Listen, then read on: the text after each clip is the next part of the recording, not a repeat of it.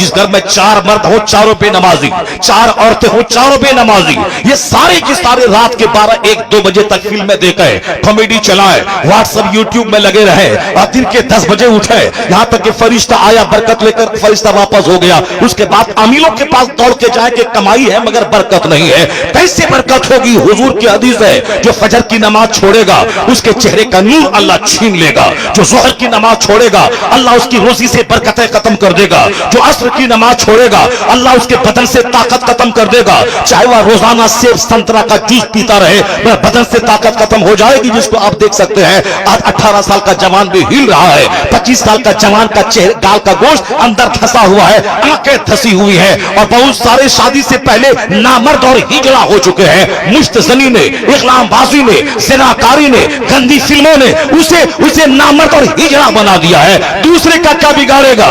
जो PUBG game खेलता हो, जो गंदे मनासिर देखता हो, वो तो दूसरों का नुकसान तो बाद में करेगा, वो अपनी सेहत का नुकसान करता है, वो अपनी जवानी को तबाह करता है, वो अपनी मुस्तकबिल को बर्बाद करता है। इसलिए मौलवी तेरा दुश्मन नहीं है जो तुझे इन बातों से रोककर तुझसे दुश्मनी कर रहा है। मौलवी से बड़ा शुभ चिंतक दुनिया में कोई नहीं है। दूसरे आदमी को तू गाली दे वो तुझसे बदला लेता है, दूसरे आदमी को मारने की बात कर वो तुझसे बदला लेता है। लेकिन इस धरती पर एक गिरोह है मौलाना का, अगर तू बोलता है मस्जिद से मैं निकाल दूंगा, मगर यह जुमा के खिताब में यह नहीं बोलता है जाओ तू जहन्नम में, मैं बेवजू नमाज पढ़ा दूंगा, ये नहीं बोलता है। यह कहता है तेरे गले में जो सोने का लॉकेट है ये पहनना हराम है, ये जहन्नम जाने का जरिया है। ये हाथ में जो सोने की चैन है ये पहनना हराम है। ये जो तू एक वक्त की नमाज छोड़ना हराम है, तू इसे भगाने की बात कर रहा है या तेरे जन्नत ले जाने की बात कर रहा है? तू इसे मारने की बात कर रहा है, ये तुझे हराम और हलाल की बात कर रहा है। पता ये चला असल में शुभ चिंतक खैर ख्वाह जिसे कहते हैं, तू दुश्मनी कर, इनकी जगह के खिलाफ हो जा,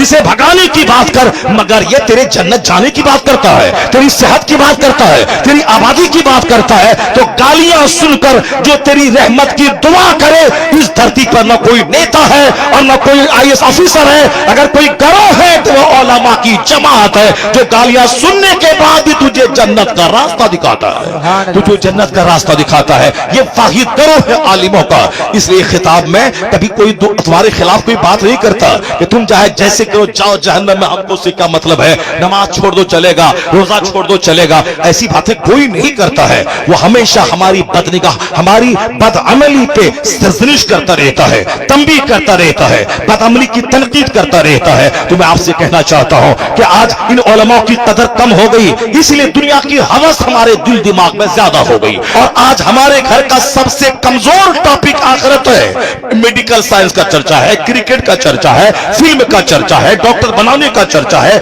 इलेक्शन जीतने का चर्चा है, जमीन खरीदने का चर्चा है, साहब शादी ब्याह का चर्चा है, अपनी बेटी को पढ़ा लिखा कर डॉक्टर बनाने का चर्चा है। कोई अपने घर में 1 मिनट भी बैठकर आखिरत की बात नहीं बोलता।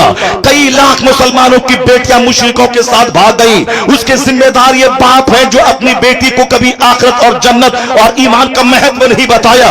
अपनी बेटी को सिर्फ फिल्मी जिंदगी, माल वाली जिंदगी, आसाइश वाली जिंदगी, तो फिर तो वह आसाइश के चक्कर में काफिरों के पास जाना पड़े, वह चली गई। आपने कब बताया है कि असल में ईमान सबसे बड़ी चीज है? दुनिया मिले न मिले, अगर ईमान सलामत है सबसे बड़ा वो धनवान है। दुनिया की जिंदगी आर्जी, फानी और वक्ती टेम्पररी है, असल दायमी जिंदगी आखिरत की है। अगर आप भुट्टी में पिला देते, अगर कोई दुश्मन उसको